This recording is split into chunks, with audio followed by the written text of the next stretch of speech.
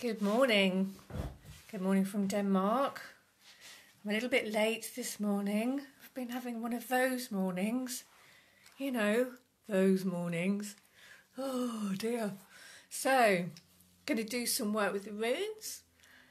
And hopefully that'll help me come back into more of a balanced place. I've been struggling with some of the technology. I've got an account that I use for streaming, and I connected it to one account and I connected it to something else by mistake, and now I can't sign in.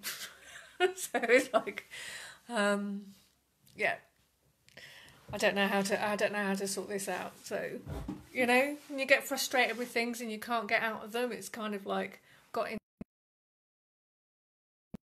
that place. So we're with Reid today. Here it is, and I've just forgotten one of the things that I need. I'm not going to do anything else until I've sang the runes. I'm going to sing the runes 3 times, and this creates an energy of balance and wholeness. Let's see if it will work for me this morning. Okay. And then I'm going to go out of the room and get my book that I've forgotten. If I can find it. I really am all over the place today. Oh dear.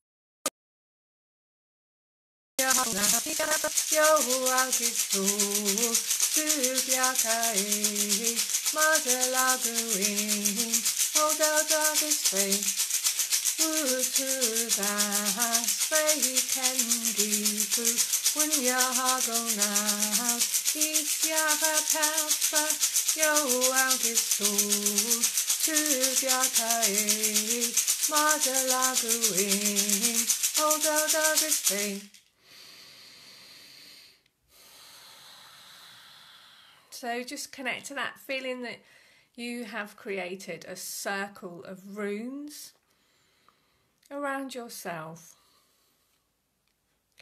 Tus as Reid ken gifu wunya hagel naud siara pertre yo algis sol tu bjarke marder lago ing odal dagus fey. Oh, yes. Give me a minute. I just need to go and get my book.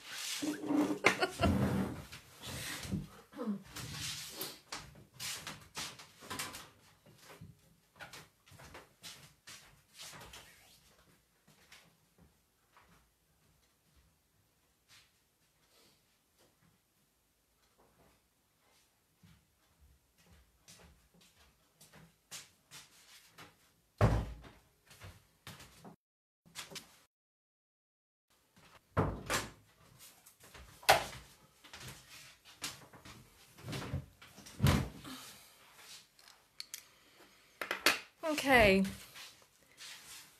so here we are. This rune is associated with Thor or Thor.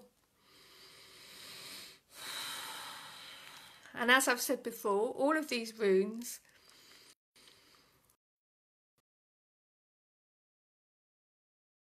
are vast portal energy. All of them have many different meanings. The main purpose of what we're doing in these classes is for us to connect to the energy of each rune so that we have a foundation, we have a beginning of a personal relationship with the energy of the rune before we start learning loads of stuff up here. So that's what we're going to do. First of all, today we are going to connect to the rune, and if you haven't watched this class before, I'll go through some of the different ways that you can do that. You can either chant the name or speak the name to yourself. So you can say Reid, Reid, Reid, or you can sing it Reid, Reid, Reid. You can visualise the shape. So as you can see, this one is like an R that's been written. They carved them with sharp implements, which is why they are so angular, and later on they become more curved, because that's when people started using pens and paper and they could make the nice rounded shapes then. You can breathe this image in.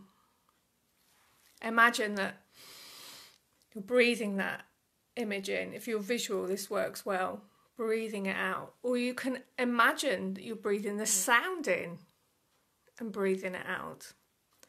Personally, because I will put some drums on in a moment, I sit and hold the rune, and then I just open up to the energy of it.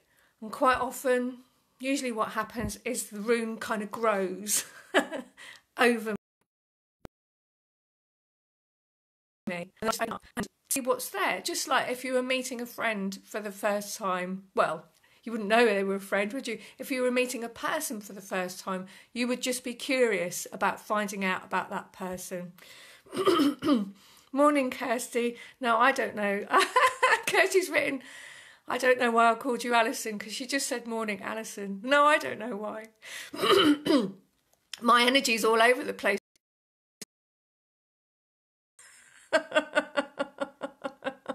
Perhaps I've taken on somebody else's. Not that people with Alison are all over the place. Oh dear, I'll just stop talking.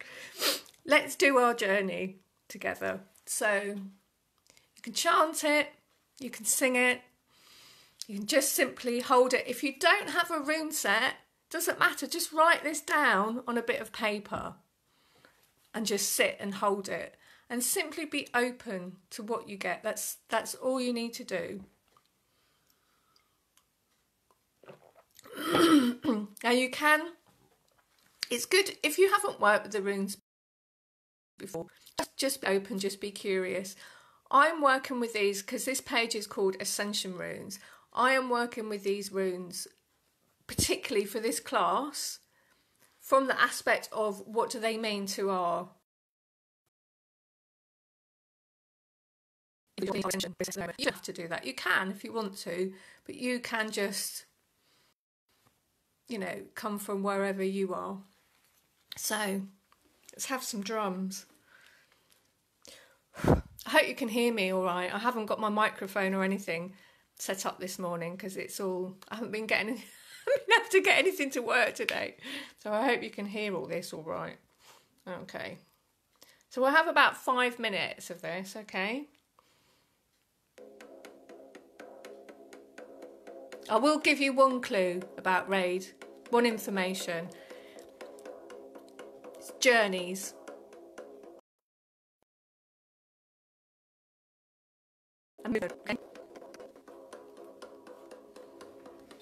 Okay.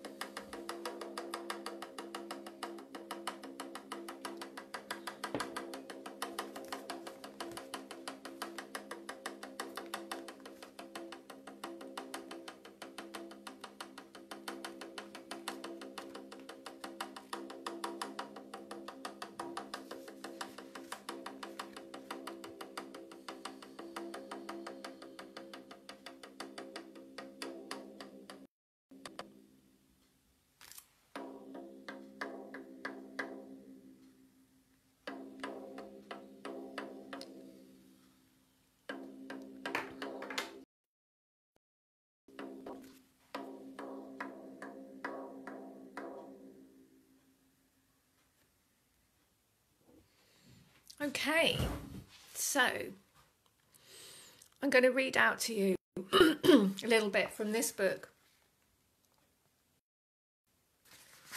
Jörn Eriksson, he's a Swedish guy.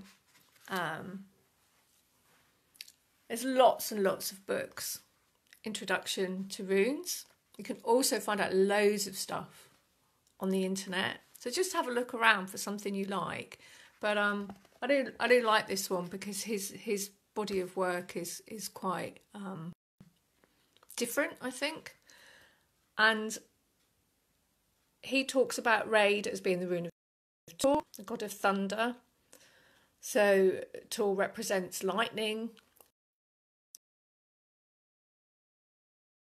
And movement. Tor's travels and struggle against the powers of chaos show that Reid stands for journey, outwards as well as inwards. It's a rune that gives protection. It shows that we are on the right path in life. So, for example, you might, if you were going on a journey, you might carry this rune with you to protect you. That's a magical way of using it. If it came up in a reading, it might suggest someone is about to have a journey. Some way, or said, when I tuned into it today, what I got was immediately I felt like in this bit. It was like really grounding me because, you know, as I've been saying, like my energies have been a bit. I've been trying to sort out technological things this morning and failing and getting frustrated, and I'm a bit tired. I did a lot of work yesterday, and I was a bit scattered. So it was just coming in and it was just going vroom, like that, because the runes don't just give you information. When you sit and work. Imitation this, and they work with you energetically, and it's just so powerful and can be very, very healing. So it came in and it was grounding me, and I was seeing how the processes that we're in individually and as the human race at the moment, they are really, really challenging politically in all the other ways as well. And that can be, you know, like maybe not so much now. Well, yeah, maybe now because that's it. We can't really journey at the moment. But like in the old days, if you went on a journey, it was a dangerous process. You were exposing yourselves to all sorts of risks.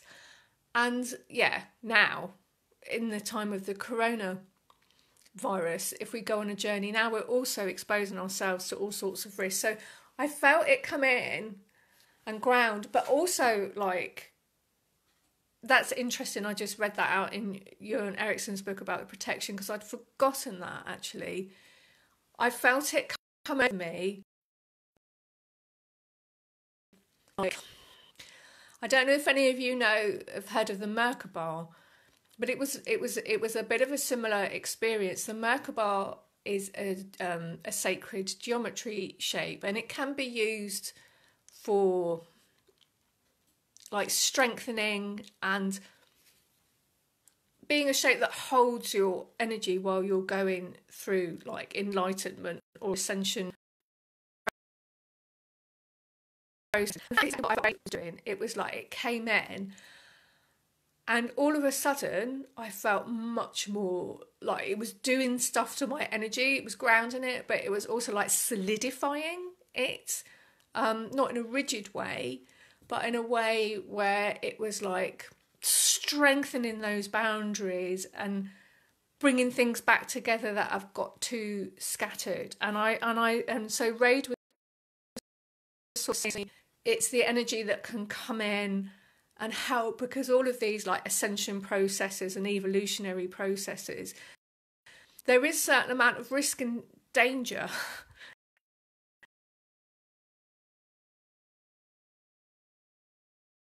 So I levels, and so this is a strength and a support to call on, and it was really cool actually. It was really good. Let me see if there's anything else I want to say about that.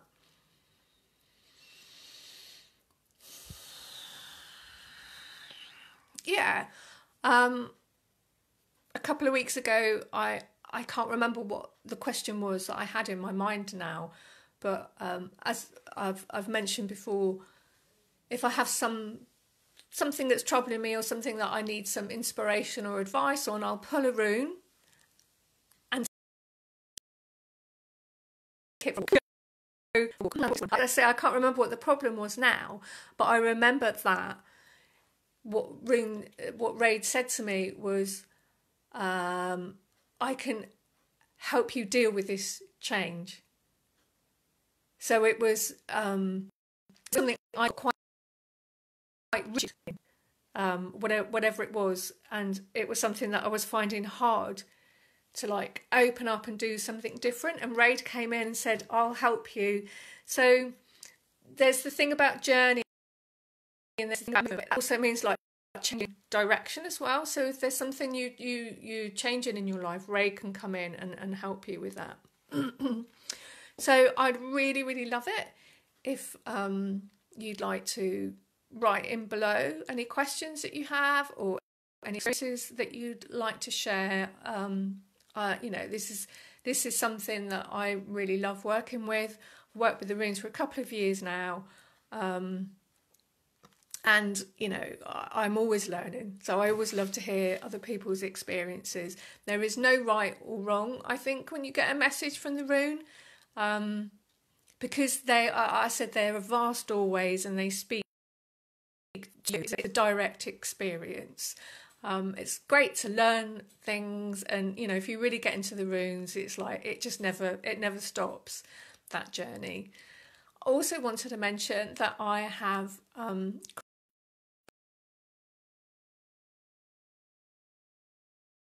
created a class on